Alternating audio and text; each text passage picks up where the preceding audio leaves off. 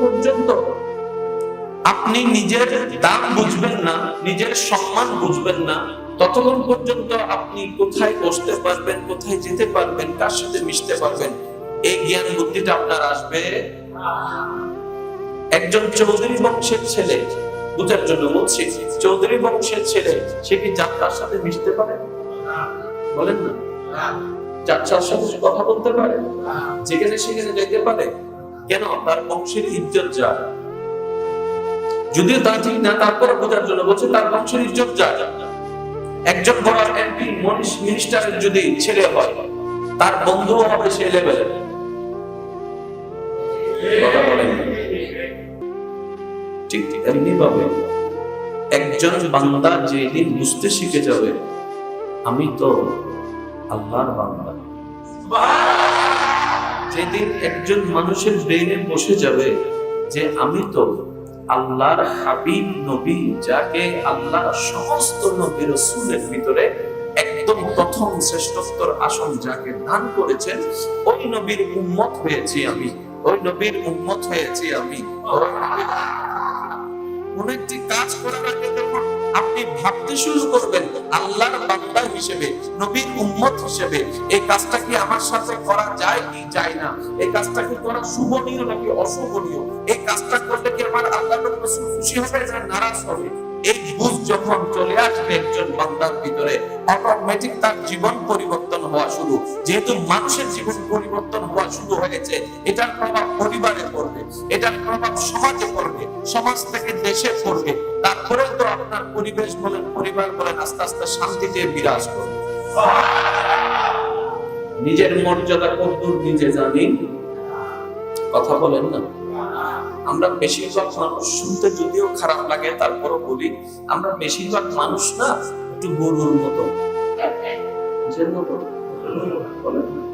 আমি নিজেকেও গরু বলছি, শুধু আপনাদেরকে না, আমি নিজেও গরু। আমরা বেশিরভাগ মানুষরা পশুর মতো, কারণ ছাড়া দৌড়ি, কোনো প্ল্যানিং নাই। আমি বলছি ভাই প্ল্যানিং আছে, কয় আছে তো? আমি বললাম কি কি বিষয়ে প্ল্যানিং? ঘর বানানোর প্ল্যানিং আছে। আমি বলছি আপনারা শুধু একটু মিলাই যান, আমাদের প্ল্যানিং কি কি? ঘর বাড়ি কিভাবে তৈরি করবো, কয়তলা বানাবো, ছেলে মেয়ের জন্য ভবিষ্যৎ কি হবে, একটা ফর্ম রেডি করার প্ল্যানিং, জায়গা কেনার প্ল্যানিং, ব্যবসা করার প্ল্যানিং, চাকরি করার প্ল্যানিং, বিয়েটা করবো কিভাবে করবো, কোন জায়গা থেকে করবো, কিভাবে গায়ে হলুদ করবো, কিভাবে স্টেজ সাজাবো, এই প্ল্যানিং। জীবনের কোনো প্ল্যানিং? আমরা মনে করছি এটাই আমাদের জীবন। যদি এটাই আমাদের জীবন হতো, আমি জীবনের জন্য প্ল্যানিং কি করলাম? বাড়ি বানালাম। আমি জীবনের জন্য ব্যবসা দাঁড় করালাম। আমি জীবনকে সুখময় করার জন্য সুন্দর একটা ফ্ল্যাট তৈরি করলাম। আমি জীবনকে সুখময় করার জন্য প্ল্যানিং করলাম। এই প্ল্যানিং এর ভিতরে ঘর বানালাম, গাড়ি কিনলাম, ব্যবসা বানালাম, দোকান করলাম, এই করলাম, সে করলাম। যখন দেহ থেকে নিঃশ্বাসটা বের হয়ে যায়, ওই একটা জিনিসই তো সাথে যাচ্ছে না, তাহলে আর জীবনের প্ল্যানিংটা কি রইল? তার মানে যে জীবনের প্ল্যানিং নয়, এটা দুনিয়ার প্ল্যানিং। দুনিয়ার প্ল্যানিং আলাদা, জীবনের প্ল্যানিং আলাদা। যেটা রেখে যাচ্ছেন সেটা আপনার দুনিয়ার প্ল্যানিং। যেমন এখানে অনেক দাদা আছেন যারা কেনার সময় এমন ভাবে প্ল্যানিং করেছেন, বাড়ি বানানোর সময় এমন ভাবে প্ল্যানিং করেছেন, দাদাই বলছে আমি 4 তলার ফাউন্ডেশন দিয়ে যাচ্ছি। মিস্ত্রি জিজ্ঞেস করে আপনারা পুরোপুরি 2 জন, ছেলে আছে মাত্র 2 জন, এত 4 তলার বিল্ডিং এর দরকার কি? তখন দাদাই উত্তর দেয় আমি বেসের মেইন কাজটা আমি করে যাচ্ছি, ফাউন্ডেশনের কাজটা, যার যতটুকু তৌফিক হয় আস্তে আস্তে যেন তারা উপরে উঠতে পারে। তাহলে নাতির জন্য প্ল্যানিংটা করে ফেললো দাদা। তো দাদা তো চলে যাচ্ছে, প্ল্যানিং করা বাড়িটা তো দুনিয়ায়, ব্যবসাটা তো দুনিয়ায়, গাড়িটা তো দুনিয়ায়। ও দাদা, আপনার জীবনের প্ল্যানিং কি করলেন? দাদা আমাকে এত বড় লিস্ট দিল, তো দাদা এটা তো জীবনের প্ল্যানিং নয়, এটা তো আপনার দুনিয়ার প্ল্যানিং। দুনিয়াতে কিভাবে থাকবেন, কিভাবে করবেন, এটার প্ল্যানিং ছিল। আপনার জীবনের প্ল্যানিং কি? দাদা বলেছে হাই, কথা তো সত্য, কারণ কবর তো আমার একা, কবরে থাকতে হবে আমার একা, তাহলে তো আমি নিজের জন্য কোনো প্ল্যানিংই করলাম না। আর একটু জোরে বলেন না। আমি যে কবরে একা থাকবো, আমার প্ল্যানিং করে করে আমি যা বানাইলাম একটা জিনিস তো আমার সাথে যাচ্ছে না, তার মানে কি আমার প্ল্যানিং এর অংশ নয়? যেখানের অংশ সেখানেই রয়ে যাচ্ছে। দুনিয়ার অংশ তাই ঘর বাড়ি ব্যবসা বাণিজ্য সব দুনিয়া রেখে যাচ্ছি। সন্তানও দুনিয়ার অংশ তাই সন্তানও দুনিয়া থেকে যাচ্ছে। স্ত্রী পুত্র স্বামী দুনিয়ার অংশ তাই এগুলো দুনিয়ায় থেকে যাচ্ছে। আমার প্ল্যানিংটা কই, আমার প্ল্যানিংটা কই? তখন মন উত্তর দেয়, বান্দা তুই সারাটা জীবন খেলতামাশার ছলে দুনিয়ায় ছিলি, আল্লাহ তোকে কি কারণে পাঠালো সেটাও একবার ভেবে দেখার তোর সময়টা হয় নাই। তুই এইভাবে করতে করতে তোর জন্য বরাদ্দকৃত সময় যা ছিল সেটাকে তুই নষ্ট করে ফেললি। সুখের তালাশ করেছিস ঠিকই, শেষ পর্যন্ত সুখটা তুই পাইলি না। সম্পদের কারণে সুখ হবে এই ভাবনা করে তুই সম্পদ জোড়ালি। একটা সময় এই সম্পদের কারণেই বাবা কে অনেক সন্তানরা বের করে দিয়েছে দলিল লেখালেখি হওয়ার পর।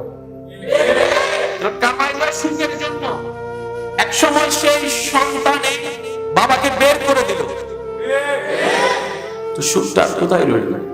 মন বলে বান্দা সব করেছিস তুই, যে তোকে পাঠিয়েছে, যে তোকে বানিয়েছে, যে তোকে খাওয়াইছে, যে তোকে শক্তি দিয়েছে, যে তোকে দেহ দিয়েছে, যে তোর প্রতি রহমান, যে তোর প্রতি রহিম, যে তোর মালিক, যে তোর খালিক, যে জব্বার, যে সত্তার, যে জুল জালালি ওয়াল ইকরাম, এই আল্লাহর জন্য কি কিছু করেছিস?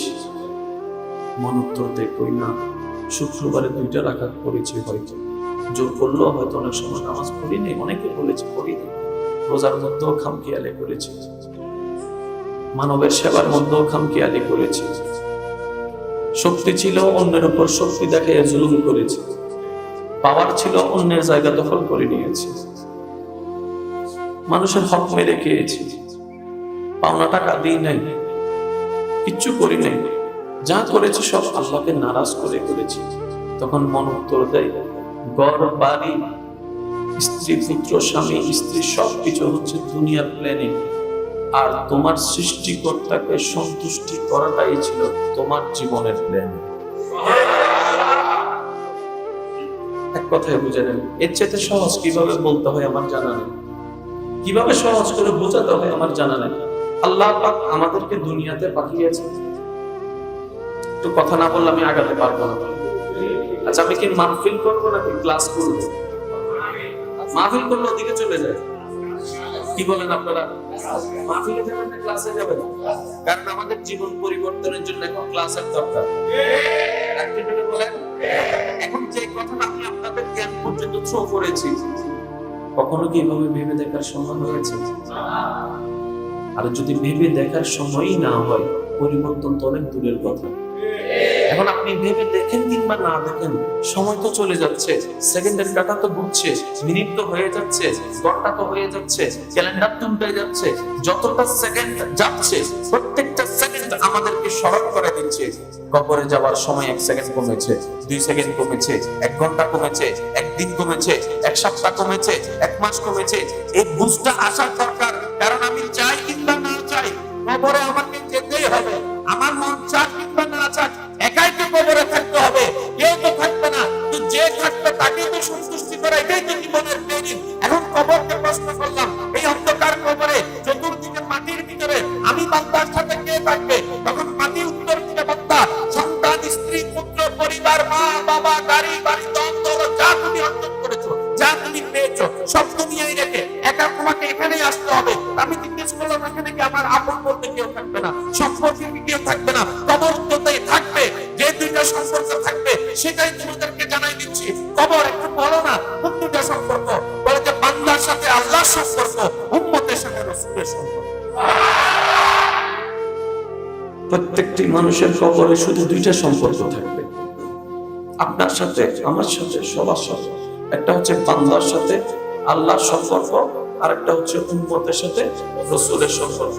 যে 2টা সম্পর্ক কবরও থাকবে আনলিমিটেড, হাসরও থাকবে আনলিমিটেড। ওই 2টা সম্পর্ককে খুশি করার জন্য, বজায় রাখার জন্য, সম্পর্ক টিকে থাকার জন্য আপনি আমি কতটুকু করেছি, আর দুনিয়ার জন্য, দুনিয়ার সেই ছিন্ন হয়ে যাওয়া সম্পর্ক টিকে রাখার জন্য কত কিছু করেছি, 2টার মধ্যে আপনারা আমরা নিজেরাই পার্থক্য করে দেখার দরকার আছে। পৃথিবীতে এমন কিছু নাই যেটা কোরআন এবং হাদিসে নেই। এতটুকু বিশ্বাস আছে তো? আমি কারো দ্বিমত নিয়ে আলোচনা করি না, সবার বিবেকে যেটাকে একমত বলে আমি সেটার ভিতরে যাওয়ার চেষ্টা করি, এবং ওটার ভিতর থেকে আমার আল্লাহর শান বান্দা হিসেবে, রাসূলের শান উম্মত হিসেবে, মুসলমান হিসেবে ইসলামের শান বের করার চেষ্টা করি। আচ্ছা বলুন, মানুষ টাকা কামায়, পরিশ্রম যতটুকু করে এর চেয়ে তারও বেশি করার চেষ্টা করে। অনেকে নিজের দেশ ছেড়ে বিদেশে চলে যাচ্ছে, কেন যায়?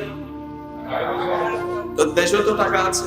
আমার ভাই বলে, দেশে আমি 12 ঘন্টা পরিশ্রম করে যতটুকু পাবো, একই পরিশ্রমটা যদি আমি বিদেশে যাই করতে পারি, ওইখানেও পাবো। কিন্তু যখন মাস শেষে বেতনটা আসবে, তখন দেশে পাবো 20,000, কিন্তু ওইখানে পাবো দেশের হিসাবে 60,000। যার কারণে বিদেশ যায়। আমার প্রবাসী ভাই যারা আছেন, দেখবেন দিন রাত কষ্ট করে, অনেক সময় না খেয়ে টাকা বাঁচায়, কিন্তু পরিবারের মানুষকে বুঝতে দেয় না যে কি পরিমাণ কষ্ট ওনারা করছে। আমরা যারা দেশে থাকি, হয়তো বেশিরভাগ সময় প্রবাসী যারা আছেন তাদের পিছনে তুলি বলি, টাকা পাঠাও, এটা পাঠাও, সেটা পাঠাও, আবদার করতে থাকি। ওনারা কি পরিমাণ কষ্ট করে যে প্রবাসী টিকে আছে, এটা যারা যায় তারাই জানে। প্রবাসী যারা আছেন, প্রবাসে যারা কষ্ট করে, তাদেরকে কখনো ছোট করে দেখবেন না, তারাও পরিশ্রমী, আপনিও পরিশ্রমী। আল্লাহ বুঝার তৌফিক দান করুন। টাকা কামাই কিসের জন্য? সুখের জন্য। বলেন না কিসের জন্য? আপনারা কি আমার কথা বিরক্ত হচ্ছেন না? মিলাদ তো আপনারা দেখে আমি বলে যাচ্ছি, মানুষ টাকা, দল, দৌলত, অর্থ, সাথে সবকিছু করে কিসের জন্য? সুখের জন্য। কিসের জন্য? ভাই ভাই ভাই, আপনার কি মনে হয় ভাই, টাকা পিছনে সুখ আছে? টাকা অর্জন করলাম, আমার টাকার মালিক হওয়ার পরে দেখি টাকার মধ্যেও সুখ নেই। সুখটা আছে কোথায়?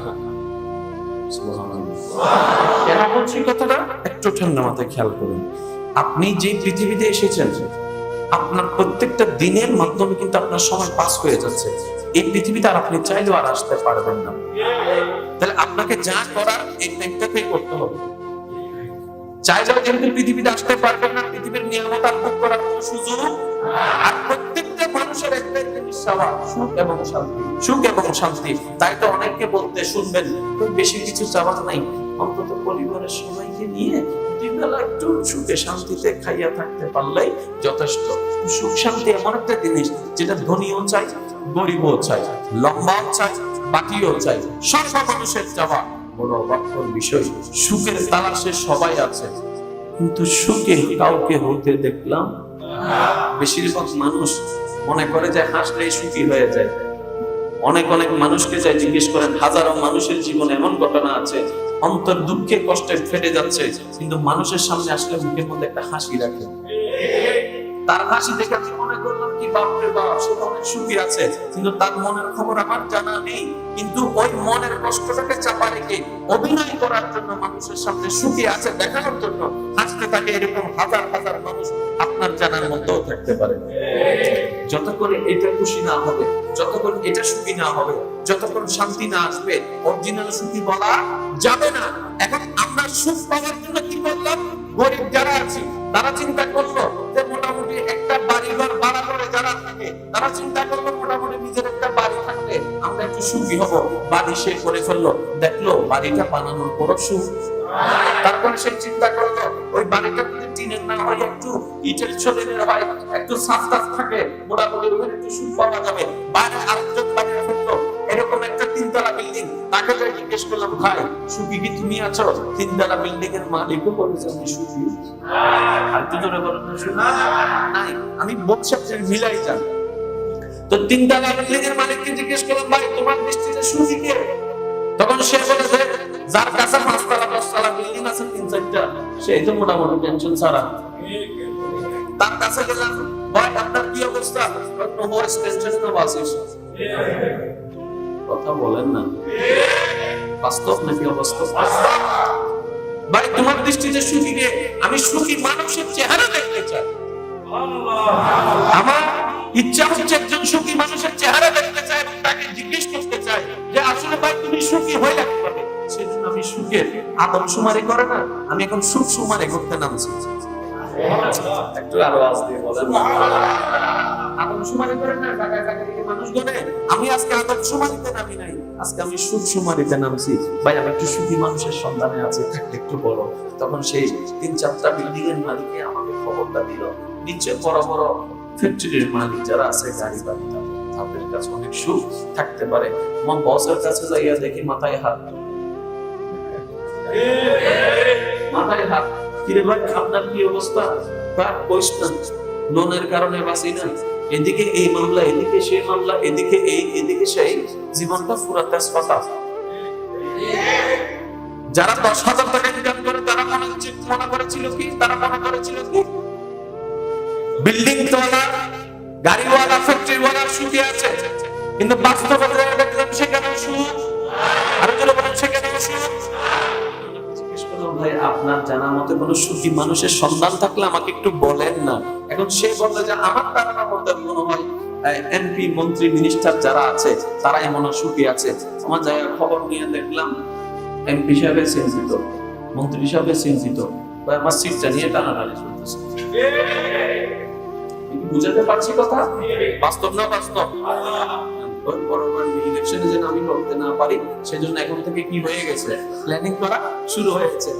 বিশাল মন্ত্রী সাহেব আপনার দৃষ্টিতে কে সুখী? বলে যে আমার উপরে যারা আছে মা, ওনাদের কাছে জিজ্ঞেস করলাম আপনাদের কি অবস্থা?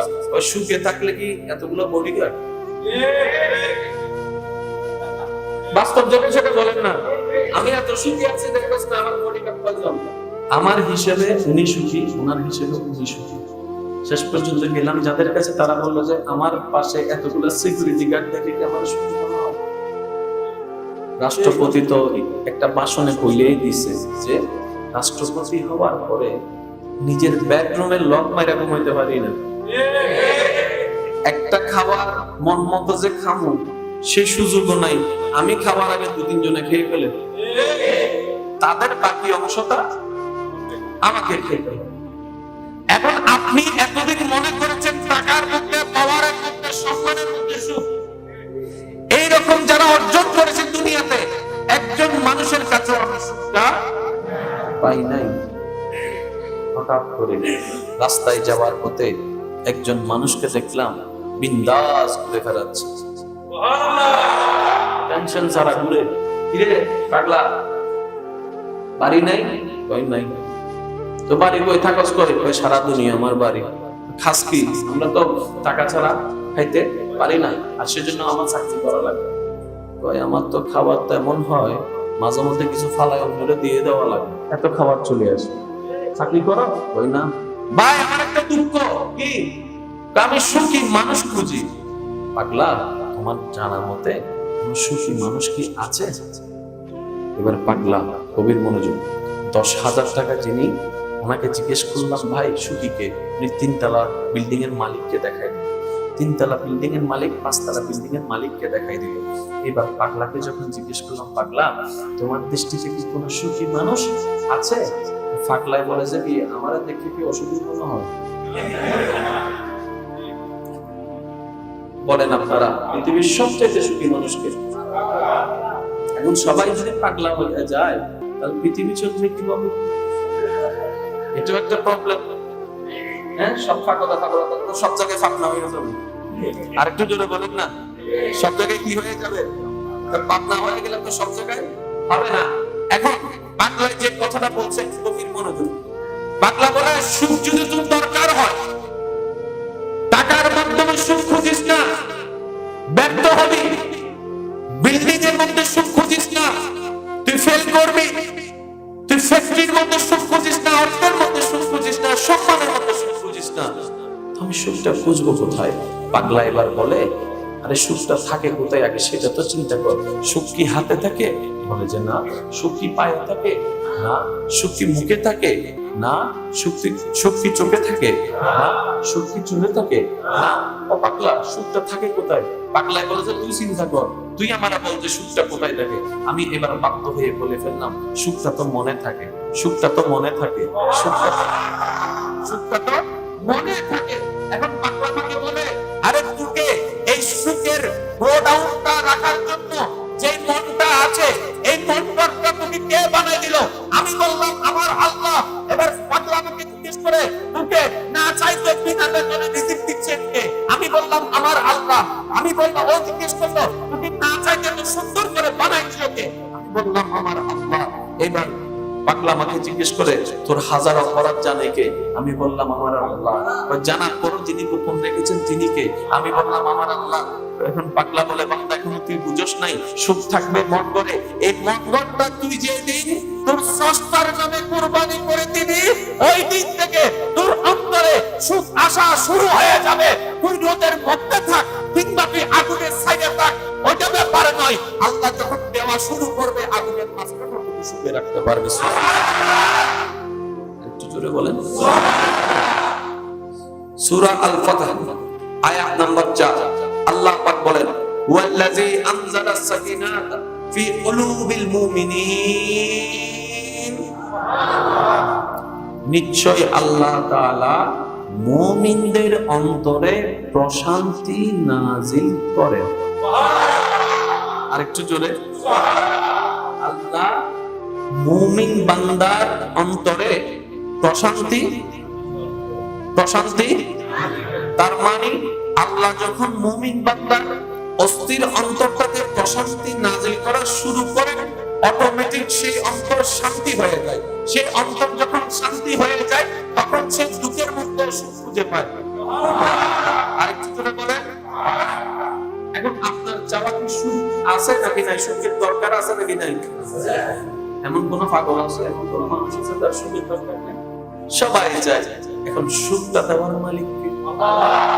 এখন শুধু আপনাদেরকে আমি একটা উদাহরণ দিব, বেশি। ইব্রাহিম নবীকে আগুনে ফেলার জন্য নমরুদে প্রস্তুত হয়ে আছে। আগুন কুণ্ডলী প্রস্তুত, গর্ত করা প্রস্তুত, 1000 টন লাকড়ি রেখে ওখানে আগুন জ্বালায় দিল। ইব্রাহিম নবী সেই জায়গায় আছে। নমরুদের হুকুম আসলেই ইব্রাহিম নবীকে আগুনের মধ্যে ফেলে দেওয়া হবে। কারণ তার টার্গেট হচ্ছে আগুনকে, ইব্রাহিম নবীকে যদি আগুনে ফেলে দেওয়া হয়, ইব্রাহিম নবী আগুনের সে জ্বলকানিতে জ্বলে যাবে। সুতরাং তার প্রতিদ্বন্দ্বী বলতে আর কেউ থাকবে না। এইবার ইব্রাহিম নবীকে এমন ভাবে ফেলা হচ্ছে, ওই এলাকার সমস্ত মানুষ সবাই সেখানে মজুদ ছিল, উপস্থিত ছিল, আর সবাই ভালো করে জানতো ইব্রাহিম একজন সৎ ব্যক্তি। ইব্রাহিম কারো কোনো ক্ষতি করে নাই, কারো কোনো অন্যায় করে নাই, কারো কোনো লস করে নাই। উনি মন অনেক পরিষ্কার, সবাই জানতো। কিন্তু নমরুদের বিপক্ষে যুদ্ধ করার মতো ক্ষমতা কারো ছিল না। সেজন্য এলাকার জনগণ যারা ছিল, অন্তরের মধ্যে একটা ব্যথা যে আজকে আমার যে চোখের সামনে ইব্রাহিমকে আগুনে ফেলে দিবে, তারপর আমরা কোনো উপকার করতে পারছি না। ওনার চিন্তায় সবাই চিন্তিত। ওনাকে ফেলবে, সে ভয়ে সবাই ভীতিগ্রস্ত, সবাই ভয়ে আতঙ্কে আছে। তাদের চেহারা মলিন হয়ে আছে, কেউ কান্নাকাটি করছে, কে আফসোস করছে। বড় অবাকর বিষয়, সবার নজর যখন ইব্রাহিম পয়গম্বরের দিকে পড়ল, যে ইব্রাহিমকে একটু পরে আগুনে ফেলে দেওয়া হবে, যে ইব্রাহিমকে আগুনে ফেলার জন্য নমরুদ প্রস্তুত করে রেখেছে হাত পা বেঁধে, সেই ইব্রাহিম নবীর চেহারার দিকে যখন তাকালো, তখন দেখলো কোনো চেহারায় পেরেশানি নেই, কোনো মনোমালিন্য নেই, কোনো ভয় নাই, কোনো ভীতি নাই, চেহারার মধ্যে হাসি আর হাসি। ও ইব্রাহিম পয়গম্বর আপনাকে ফেলবে, সে ভয়ে আমরা ভয় পাচ্ছি। আপনাকে ফেলবে, আপনাকে হারাবো, সে চিন্তায় আমরা চিন্তিত। আপনি আগুনে পড়বেন, আপনার চেহারায় ভয় নেই কেন? এবার ইব্রাহিম নবী উত্তর দেয়, আরে শুন, তোদের ভয় পাওয়ারও কারণ আছে, আমার ভয় না পাওয়ারও কারণ আছে। তোদের চিন্তিত হওয়ারও কারণ আছে, আমার চিন্তিত না হওয়ারও কারণ আছে। তোরা আগুন দেখছিস তাই চিন্তিত আর ভয় পাচ্ছিস। আমি আগুন দেখছি না, আগুনের ভিতরে আমার মওলার মুহাব্বত দেখতে পাচ্ছি। এখন বলেন, আগুনের মধ্য থেকেও মুখে হাসি। আগুনের সামনে থেকে মুখে হাসি কিভাবে? ওই যে সূরা ফাতহ 4 নম্বর আয়াত, আল্লাহ পাক বলেন, আমি মুমিনদের অন্তরে শান্তি নাজিল করি। কে নাজিল করেন? আরেকটু জোরে বলেন, কে? এখন আপনার যদি সুখের দরকার হয়, শান্তির দরকার হয়, এই ডিপার্টমেন্ট ছাড়া আর কোন ডিপার্টমেন্ট আছে? তো ওই ডিপার্টমেন্টে যে শব্দ দিবে সেই শব্দ তো মানতে হবে। এখন শব্দ লাগাই দিলেন আমার আল্লাহ, আমার আল্লাহ বলে, বান্দা আমার হয়ে যা। আরেকটু জোরে, আল্লাহ আমি তোমার হব কিভাবে? আমি তোমার হব কিভাবে? আল্লাহ পাক বলে যে আমার হওয়ার জন্য প্রসেসটা আমি করে দিচ্ছি। লাকাদ মান্নাল্লাহু আলাল মুমিনিন ইজ বাআসা ফীহিম রাসূলাম, আমি তোমাদের কাছে একটা খাস রাসূল, স্পেশাল রাসূলকে পাঠিয়ে দিয়েছি, যে সেক্টরে গেলে আমি আল্লাহর রহমতের তথ্য তুমি খুঁজে পাবে। আমার নবী এসেছেন কেন? আল্লাহর পরিচয় দেওয়ার জন্য। আমার নবী এসেছেন এই অশান্ত পৃথিবীকে শান্ত করার জন্য, অমানবিক পৃথিবীকে মানবিক করার জন্য, নিপীড়িত মানুষকে শান্তির ছোঁয়া দেওয়ার জন্য। তাই তো রাহমাতুল লিল আলামিন নবী, যে পৃথিবীর সবা মানুষ যখন বেলালকে হাবশী বলে, কৃতদাস বলে, সমাজের নগণ্য ব্যক্তি বানিয়ে রেখেছে, আমার নবী ওনাকে কবুল করে আল্লাহর ঘরের ছাদের উপর তুলে দিয়ে সম্মানিত করে দিয়েছে। যদি আপনি একটু চোখ দিয়ে নজর করেন, তখন বুঝতে পারবেন আপনি আমি কত বড় সৌভাগ্যবান, আল্লাহ কত বড় দয়া করেছেন আপনাকে আমাকে শেষ নবীর উম্মত বানিয়ে। আমি প্রথমেই বলেছিলাম, যদি নিজের মর্যাদা না বুঝি কখনো পরিবর্তন হওয়া সম্ভব নয়। এখন একটু খেয়াল করেন, আল্লাহ পাক বলছেন ওয়া ইজ আখাযাল্লাহু মিসাকান নাবিয়িন, আয়াতটা আপনারা একটু দেখে নেবেন। ওয়া ইজ বলছেন কে? আল্লাহ। সবাই মিলে বলুন আল্লাহ। আল্লাহ পাক রব্বুল আলামিন একটা মিটিং ডাকলেন। এই মিটিংটার মধ্যে আল্লাহ পাক রব্বুল আলামিন যাদেরকে ইনভাইট করেছেন তারা হচ্ছে আল্লাহর সমস্ত সৃষ্টি নূর ভিতরে স্পেশাল কিছু লোককে আল্লাহ ডাকলেন। ওই মিটিং এ কিন্তু আপনিও ছিলেন না, আমিও ছিলাম না। আরেকটা মিটিং ডেকেছিলেন, যে মিটিং এ আপনিও ছিলেন, আমিও ছিলাম। যে মিটিং এ আল্লাহ পাক সমস্ত লোককে ডাকলেন, ডাকার পরে জিজ্ঞেস করেছিলেন আলাস্তু বিরাব্বিকুম, আমি কি তোমাদের প্রভু নয়? সেদিন আপনি আমি সবাই বলেছিলাম বালা, হ্যাঁ, তুমি আমাদের সৃষ্টিকর্তা, তুমি আমাদের প্রভু, তুমি আমাদের আল্লাহ। এই মিটিং এ আমরা সবাই ছিলাম। এরপরে আরেকটা মিটিং ডাকলেন আল্লাহ, যে মিটিং এ আপনি আমি কেউ ছিলাম না। কিছু আল্লাহর স্পেশাল রূহ ছিল, বান্দাদের রূহ ছিল, আল্লাহর স্পেশাল কিছু বান্দাদের রূহ ছিল।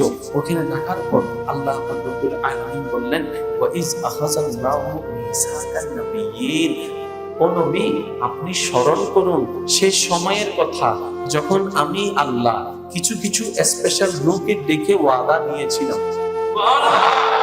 ওই মিটিংটা ছিল কাদেরকে নিয়ে? নবী রাসূলদেরকে নিয়ে। আর সেই মিটিং এর বিষয়বস্তু ছিল আর কেউ নয়, আপনার আমার কামলিওয়ালা নবীর ব্যাপারে। যাই হোক, ওদিকের কথা আমি যাচ্ছি না, শর্টকাটে শেষ করে দিচ্ছি। আল্লাহ পাক রব্বুল আলামিন আদমকে পাঠালেন দুনিয়াতে নবীদের মধ্যে সবার আগে। আল্লাহ পাক আপনার আমার নবীকে নবীদের মধ্যে পাঠালেন দুনিয়াতে সবার। এখন বলেন আল্লাহ পাক সবার আগে বানায় রাখলেন আমার নবীকে। আল্লাহ পাক সবার আগে বানায় রাখলেন কাদেরকে? আমার নবীকে বানায় রাখলেন, আমাদের নবীকে বানায় রাখলেন। কিন্তু পাঠানোর সময় পাঠালেন সবার আল্লাহ, পাঠায় বানাইলা সবার আগে, পাঠাইলা সবার শেষে। আল্লাহ পাক বলে বান্দা আমার প্রত্যেকটি কাজের মধ্যে কারণ আছে। আমি আল্লাহর প্রত্যেকটি কাজের মধ্যে হিকমত আছে, কারণ আছে। কারণ ছাড়া আমি আল্লাহ কিছু করি না। ইমানদার ভাইরা গভীর মনোযোগ, আল্লাহ আপনাকে চাইলে আমাকে চাইলে মুসা নবীর উম্মতের দলে পাঠাতে পারতেন, ঈসা নবীর উম্মতের দলে পাঠাতে পারতেন, আজকে থেকে 10,000 বছর আগেও পাঠাতে পারতেন। বলছি আল্লাহ এখন পাঠাইলেন কেন? তখন পাঠান নাই কেন? আল্লাহ নবীকে বানাইলা সবার আগে, পাঠাইলা সবার শেষে। আল্লাহ পাকের বান্দা এটাই তো আমার হাবিবুল্লাহ নবীর প্রতি আমার প্রেমের মহব্বতের বহিঃপ্রকাশ। কত বড় সৌভাগ্যবান আপনি আমি যে আল্লাহ নবীদের ভিতরে যিনি সবচেয়ে প্রিয়, ওনার উম্মত হিসেবে আপনার আমার আগমন হয়েছে। এখন আমি আপনাদের যুবক ভাই যারা আছেন, আপনারা আমাকে একটু হেল্প করবেন। আপনাদের ফ্রেন্ড আছে, ফ্রেন্ডের চাইতে দামি বেস্ট ফ্রেন্ড, ফ্রেন্ডের চাইতে দামি বেস্ট ফ্রেন্ডের চেয়ে একটা দামি আছে, ক্লোজ ফ্রেন্ড। ফ্রেন্ডের একটু তালিকা করেন, friend, best friend, close friend. Friend কয়জন? ফেসবুকে যাই এর সহজ আছে, ঠিক? আচ্ছা, বেস্ট ফ্রেন্ড কয়েকজন? ফ্রেন্ডের তুলনায় বেস্ট ফ্রেন্ডটা আরো কম। ভাই ক্লোজ ফ্রেন্ড আমি কেন বলবো? এই কথা বলে না ভাই। ক্লোজ ফ্রেন্ড কিন্তু সবাই ফ্রেন্ড, সবাই কিন্তু ফ্রেন্ডের মধ্যে বা এটা কি কোরআন হাদিসের কথা নাকি আমাদের দুনিয়ার কথা? এটা আমাদের দুনিয়ার কথা, দুনিয়ার নিয়ম। ফ্রেন্ড যখন বলবেন সংখ্যা দাঁড়াতে পারে 1000, 1 লাখ, 2 লাখ, 10 লাখ। যখন আপনি বেস্ট ফ্রেন্ড তালিকা করবেন ওই 10 লাখ থেকে কমে আসতে আসতে হয়ে যাবে 5 জন, 10 জন, 20 জন। যখন আপনি সেখানে ভিতরে ক্লোজ ফ্রেন্ড বাছাই করতে চাইবেন, দেখবেন ওই 10 জনের ভিতর থেকে আপনাকে বাছাই করতে করতে চলে আসবে। ঠিক ঠিক ঠিক, আরেকটু জোরে বলেন। বন্ধু কি প্রিয় হয় না অপ্রিয় হয়? আরেকটু জোরে। প্রিয় বন্ধু মানে প্রিয়, র‍্যাঙ্ক যতটুকু আলাদা প্রিয়টাও আলাদা। ফ্রেন্ডের চাইতে বেস্ট ফ্রেন্ড বেশি প্রিয়, বেস্ট ফ্রেন্ডের চাইতে ক্লোজ ফ্রেন্ড বেশি প্রিয়। এখন বলেন, তিন ফ্রেন্ডের জন্য, তিন র্যাঙ্কের ফ্রেন্ডের জন্য আপনার মনের অবস্থা কি এক? করা কি এক? ত্যাগ কি এক? পরিশ্রম কি এক? এখন একই জিনিসটা আমরা আল্লাহকে জিজ্ঞেস করলাম, আল্লাহ আমি তোমার প্রিয় হতে চাই। কারণ সৃষ্টির একটাই কাজ, স্রষ্টাকে খুশি করা, আর কোন কাজ নাই। সৃষ্টির কাজই এটা, স্রষ্টাকে খুশি করে চলা, যে যেমনে পারে, যেভাবে স্রষ্টা চায় ওভাবে করে স্রষ্টাকে খুশি করা, এটাই সৃষ্টির কাজ। এখন আমাদের আজকে একটু বোধ আসলো, আমাদের একটু বিবেক জাগ্রত হলো, আমাদের ঘুমন্ত মনটা একটু সজাগ হলো। এবার আমরা বললাম, আল্লাহ আমার একটু ইচ্ছা করে তোমার প্রিয় হতে, তোমার প্রিয় হতে, তোমার প্রিয় হতে, তোমার বান্দার হকটুকু আদায় করার একটু চেষ্টা করতে চাই আল্লাহ। এখন আল্লাহর প্রিয় বান্দাদের একটা লিস্টি করেন, বুঝার জন্য বলছি। নবী আল্লাহ প্রিয়, আল্লাহ বলেন, নবী, রাসূল, সাহাবা, ওলি আল্লাহ, চারটাই কি? কারণ ওলি মানে প্রিয় বন্ধু, আল্লাহ মানে আল্লাহ, ওলি আল্লাহ মানে আল্লাহর প্রিয় বন্ধুগণ। সে যে হোক, যেখানে হোক, আল্লাহ যাকে কবুল করে নেন, আল্লাহ যাকে আপন করে নেন, সেই আল্লাহর প্রিয় বন্ধু। একটু জোরে বলেন না সুবহানাল্লাহ। এখন সৃষ্টির কাজ কাকে সন্তুষ্টি করা? আর একটু জোরে বলেন, আল্লাহকে। এখন আল্লাহকে সন্তুষ্টি করার পিছনে দুইটা পদ্ধতি। একটা হচ্ছে বান্দা সৃষ্টি নিজের পরিশ্রম দিয়ে স্রষ্টাকে সন্তুষ্টি করার চেষ্টা করা, এক গ্রুপ। আরেক গ্রুপ বান্দা বড় সৌভাগ্যবান, যাদেরকে স্রষ্টা নিজে থেকে সুযোগ করে দেয় এবং প্রিয় বানাই নেয়। কয়টা? একটু বলেন না কয়টা? একটা হচ্ছে বান্দা সৃষ্টি নিজে থেকে পরিশ্রম করা আল্লাহকে খুশি করার জন্য, স্রষ্টাকে খুশি করার জন্য। আরেকটা হচ্ছে স্রষ্টা কোটি বান্দার ভিতর থেকে যাকে মনে চায় তাকে আমি আজকে থেকে ভালোবাসতে শুরু করলাম। ওতেও পারে না নাকি? এটা আল্লাহর পাকের ইচ্ছা, তার ইচ্ছা। এখন একটু খেয়াল করেন, আমরা হতে চাই আল্লাহর প্রিয় বান্দা। প্রিয় বান্দাদের লিস্টি করলাম কয়টা, র্যাঙ্কিং কয়টা? একটা হচ্ছে নবী গ্রুপ, একটা হচ্ছে রাসূল গ্রুপ, আর একটা হচ্ছে সাহাবা গ্রুপ, আর একটা হচ্ছে ওলি গ্রুপ। এখন আপনার ইচ্ছা হয়েছে আল্লাহর প্রিয় হওয়ার জন্য, এখন আপনাকে এই 4টি পোস্ট থেকে যে কোনো একটিকে বাছাই করতে হবে। এখন আমরা বাছাই করতে নেমে গেলাম নবী গ্রুপ। আমি কেন বলবো, আপনারা বলেন। রাসূল, নবী রাসূল যেহেতু পোস্টটা বন্ধই হয়ে গিয়েছে, অটোমেটিক সাহাবার পোস্টটাও বাকি আছে, একটা পোস্ট। আর সে একটা পোস্টের নামই হচ্ছে ওলি। আপনি নবী হতে পারবেন না, রাসূল হতে পারবেন না, সাহাবা হতে পারবেন না, কিন্তু একটা পোস্ট খোলা আছে। আল্লাহ বলে, বান্দা নিরাশ হইস না, মন খারাপ করিস না, 3টা পোস্ট বন্ধ আছে, একটা পোস্ট খোলা আছে, আল্লাহ সেই পোস্টটা কতদিন খোলা থাকবে? আল্লাহ পাক বলেছেন কিয়ামত পর্যন্ত খোলা থাকবে আমার বান্দা। এখন আপনাকে অ্যাপ্লিকেশন করতে গেলে কোন নাম্বার পোস্ট অ্যাপ্লিকেশন করতে হবে? একটু সবাই বলেন না। এই 4 নম্বর সূরা আল-ফাতহ, এই 4 নম্বর আপনাকে পোস্টে অ্যাপ্লিকেশন করতে হবে। এখন আল্লাহর বন্ধু হতে চান আপনি, এখন আল্লাহকে জিজ্ঞেস করলেন, আল্লাহ আমি তো তোমার বন্ধু হতে চাই, এতদিন বুঝি নাই নিজের জীবনটা নিয়ে, ভাবি নাই এতদিন নিজের জীবন কর্ম নিয়ে, আজকে থেকে ভাবার চেষ্টা শুরু করলাম।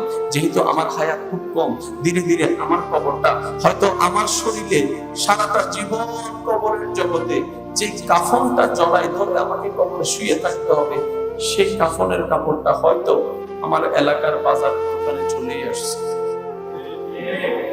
যে কাফনের কাপড়টা আমার শরীরে লাগবে, সারা জীবন থাকবে কবরে, হয়তো এতদিনে সেই গছটা, সেই কাগজটা, সেই কাপড়টা, সেই অংশটুকু হয়তো দোকানে চলে আসছে। হয়তো সেই দোকানের পাশ দিয়ে আমি প্রত্যেকদিন একবার হলো হেঁটে যাই। হয়তো সেই যে দোকানদার আমার কাফনের কাপড়টুকু নিজের হাতে কেটে দিবে, হয়তো সেই দোকানদারের সাথে অনেক সময় দেখা হবে। কিন্তু আমি তো জানি না, আমি তো জানি না।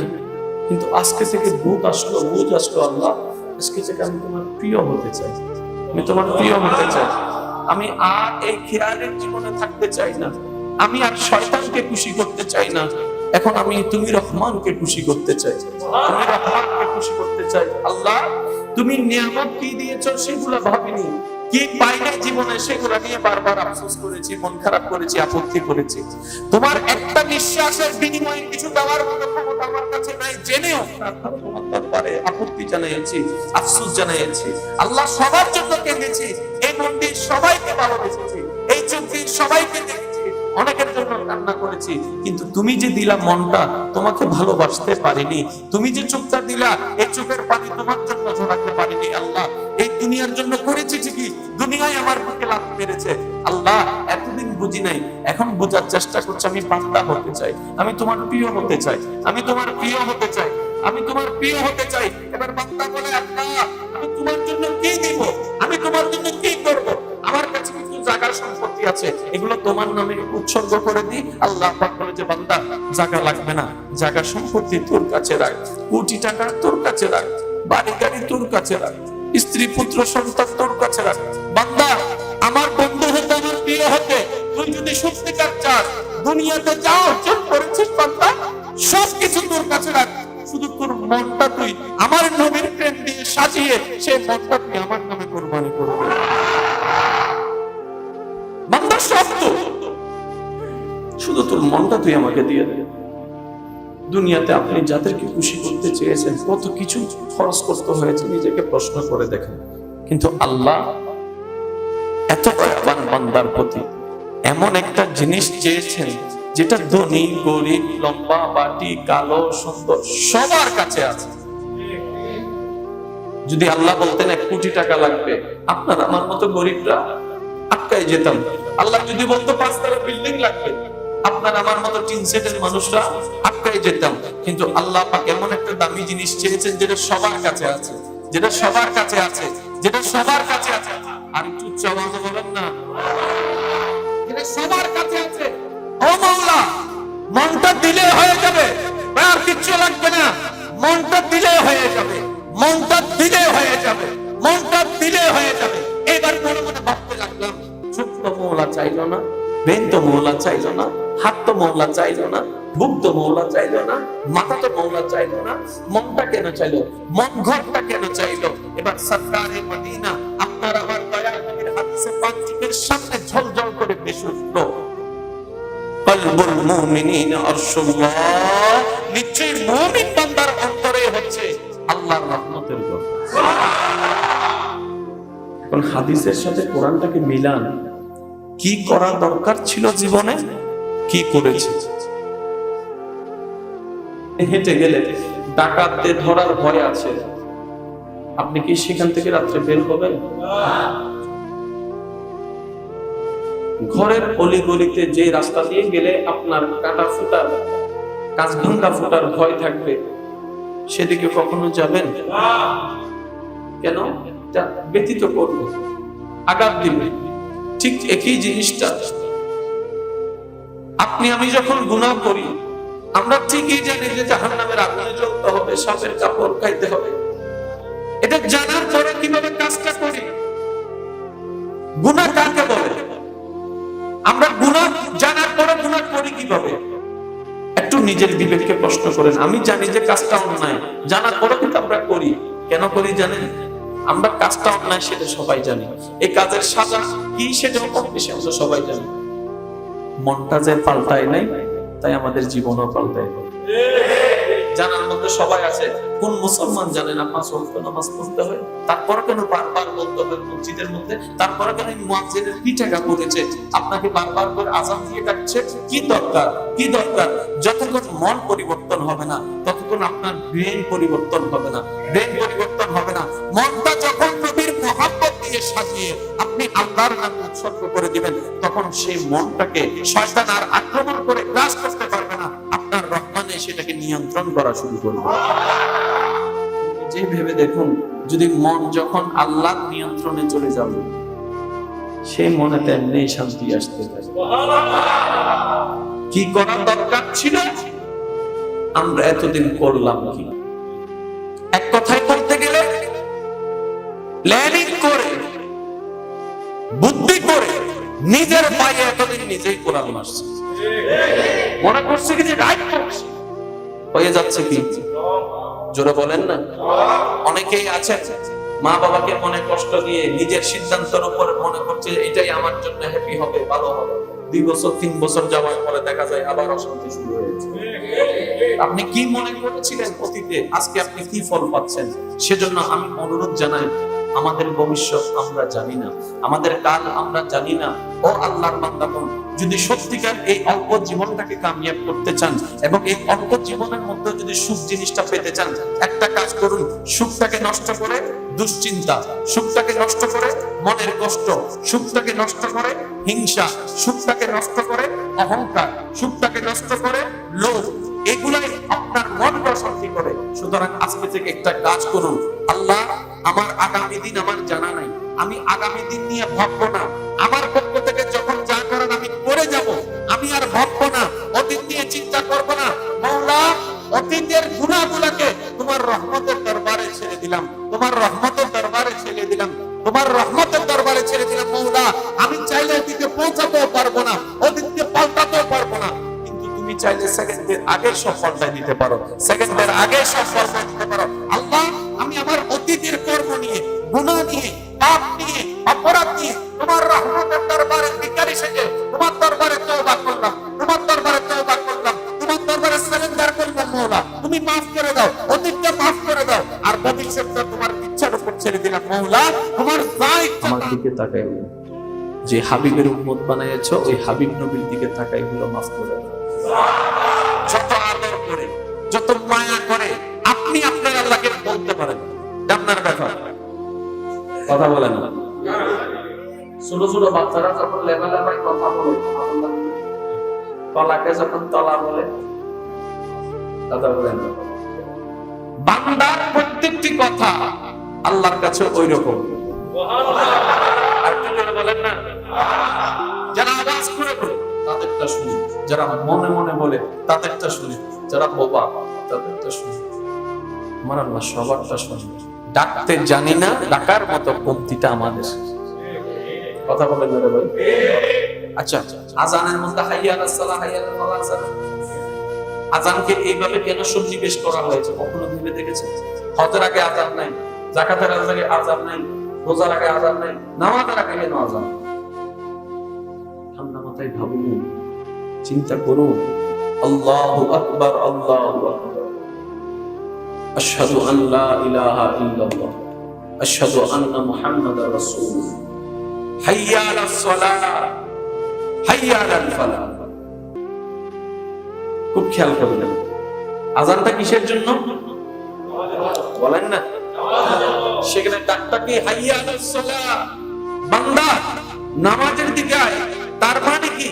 কাজটা রাখো, নামাজের দিকে আসো, ঘুমটা রাখো, নামাজের দিকে আসো, খাওয়াটা একটু রাখো, নামাজের দিকে আসো, ফোনটা একটু রাখো, নামাজের দিকে আসো, ফেসবুক, ইউটিউব, মেসেঞ্জারটা একটু বাদ দাও, নামাজের দিকে আসো। বন্ধুর আড্ডাটা একটু বাদ দাও, নামাজের দিকে আসো, নামাজের দিকে আসো, নামাজের দিকে আসো। এখন মনে মনে ভাবতে লাগলাম, নামাজের দিকে গিয়ে আমার লাভটা কি হবে, আমার লাভটা কি হবে? এখানে তো আমি আড্ডা মারলাম, এখানে তো আমি পেট ভরলো খাইলাম, এখন আমার নামাজের দিকে গিয়ে লাভটা কি হবে? সাথে সাথে মুয়াজ্জিন ডাকলে, হাইয়া আলাল ফালাহ, কল্যাণের দিকে আসো। এই নামাজকে শুধু হাত পায়ের বুকের একটা ব্যায়াম মনে করিও না, এই কর্মের ভিতরে তোমার জন্য আছে ফালাহ, কল্যাণ। কল্যাণ মানে রহমত, কল্যাণ মানে ক্ষমা, কল্যাণ মানে দয়া, কল্যাণ মানে তোমার মুসিবতের সুরাহা। এক কথায় বান্দা, তোমাকে যিনি বানিয়েছেন, তোমাকে যিনি পাঠিয়েছেন, ওনার দিকে আসো, ওনার দিকে আসো, ওনার দিকে আসো। আমরা মূলত যখন নামাজে যাই, তখন মূলত আমাদের পাটা আল্লাহর রহমতের দিকে আগায়। এখন নামাজ পড়বেন নাকি পড়বেন আপনার ব্যক্তিগত ব্যাপার, আপনার ব্যক্তিগত ব্যাপার, বলার দরকার নেই। কারণ বলে তাকে যে জানে না, জানে না কে সব মুসলমানের জানে। এই নামাজটা তখনই আপনার আমার জন্য কাজ হয়ে যাবে যেদিন থেকে বুঝতে পারবো আযানটা কোনো নামাজের আযান নয়, আমার রহমানের দরবার থেকে বান্দার জন্য একটা ডাক এসেছে। অটোমেটিক আপনার পা কোন দিকে যাবে? আর একটু জোরে বলেন, কোন দিকে যাবে? এখন একটু খেয়াল করবেন, ফ্রেন্ড ভুলে গেছেন, friend, best friend, close friend, এই তিনটা নিয়ে কারো কোনো দ্বিমত আছে? থাকলে একটু আমাকে শিখিয়ে দেন, আমি শিখতে রাজি আছি। ফ্রেন্ড 10,000, বেস্ট ফ্রেন্ড বলেন না, ক্লোজ ফ্রেন্ড আল্লাহ। দুনিয়াতে তো আমরা এই নিয়মটা জানি, ফ্রেন্ডও আছে, বেস্ট ফ্রেন্ডও আছে, ক্লোজ ফ্রেন্ডও আছে। আল্লাহ তোমার বলি, আল্লাহ বলে শুনলাম তোমার বন্ধু, তো বন্ধুদের মধ্যে তো তিন দেয়, তোমারও কি আসেনি? আর একটু জোরে বলেন না, আল্লাহ তোমারও আছে, আমারও আছে। আল্লাহ কি বলো?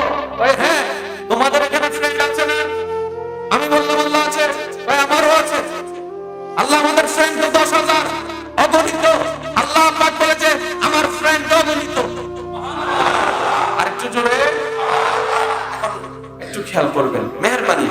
ফ্রেন্ডের প্রতি আপনার একরকম, বেস্ট ফ্রেন্ডের প্রতি, ক্লোজ ফ্রেন্ড কাকে বলে? যে ছেলেটা মা গাড়ির জন্য পাঠাইছে, বাবা তোর নানার বাড়িতে যাবো, একটা গাড়ি নিয়ে 5 মিনিট 10 মিনিট দাঁড়ায়, যখন গাড়ি পাই নাই রোডের মধ্যে চিল্লাই পাল্লাই করে চলে আসছে, গাড়ি পাইতেছে না। সেই ছেলেটা একজনের জন্য 3 ঘন্টা তার ঘরে রাখছে রাস্তায়। ফোন দিয়ে বলে কি আপনি বিরক্ত হচ্ছেন? কয় না, 3 ঘন্টা কেন, সারা জীবন দাঁড়ায় থাকতে পারবো, সমস্যা নেই।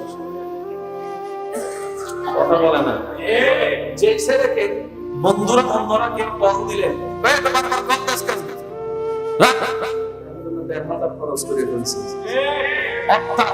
ওর মুখের হাসি আমার মনের খুশি।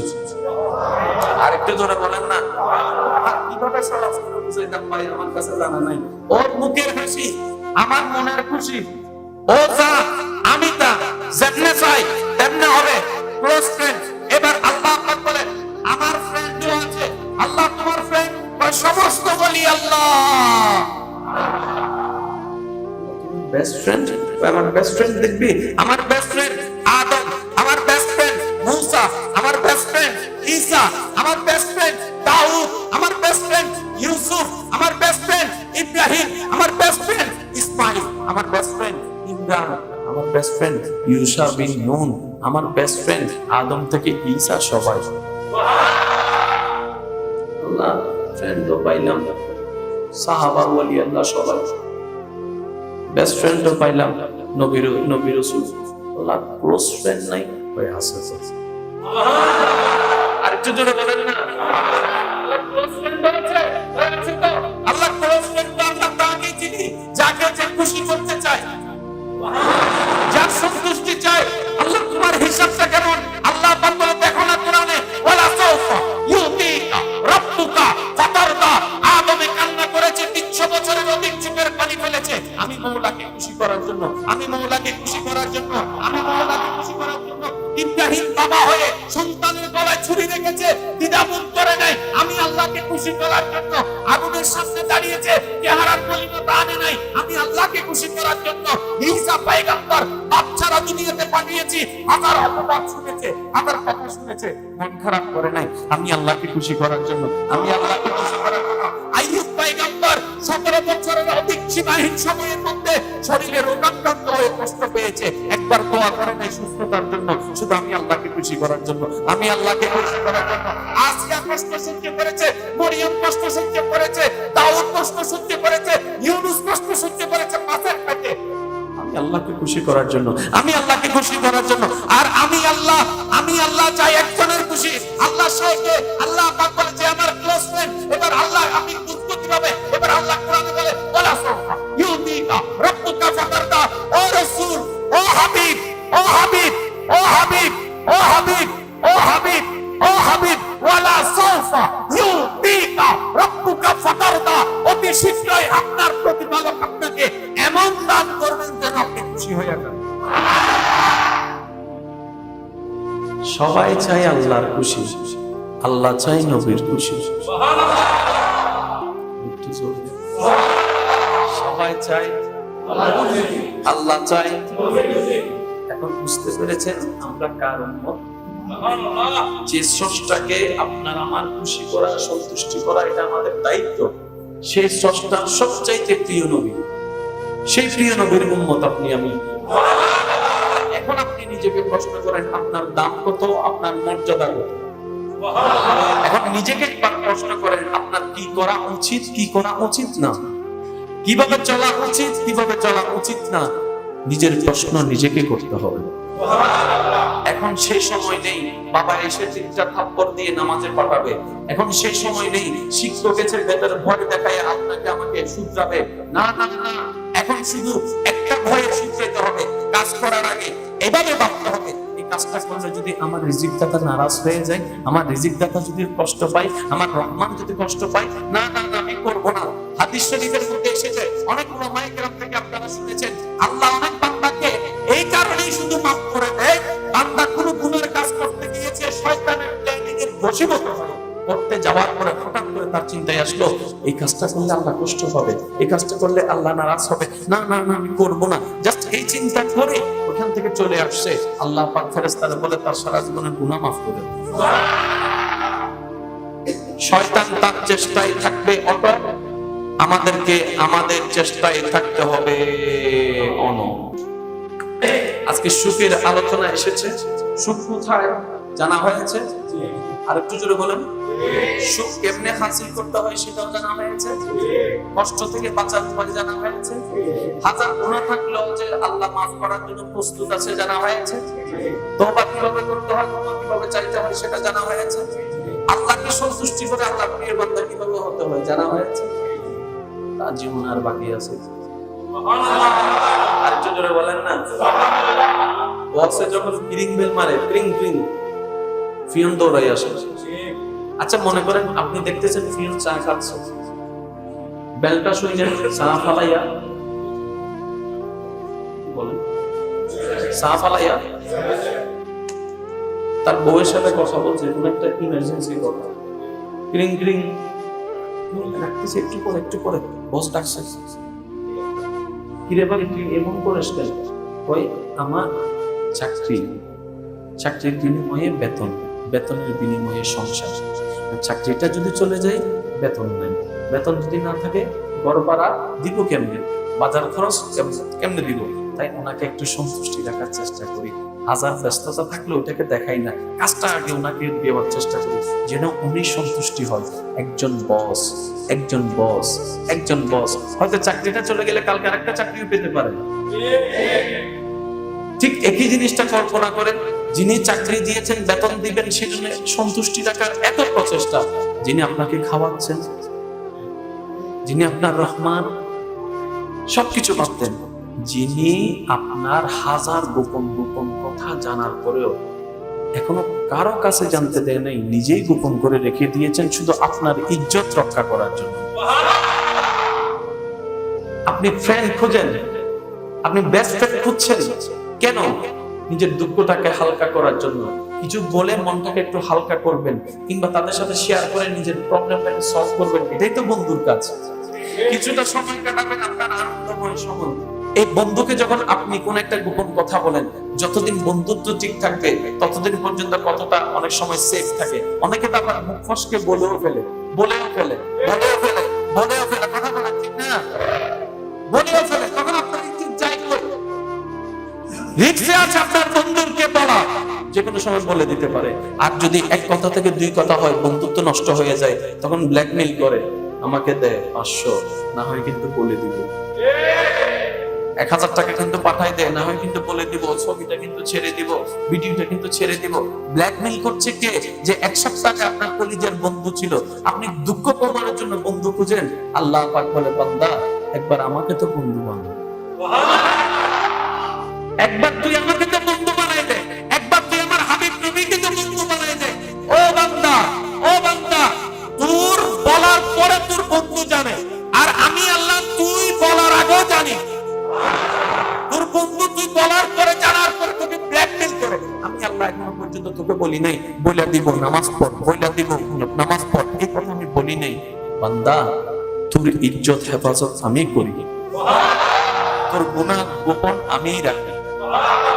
তুই আমার দিকে না আসলো, আমাকে স্মরণ না করলো, তোর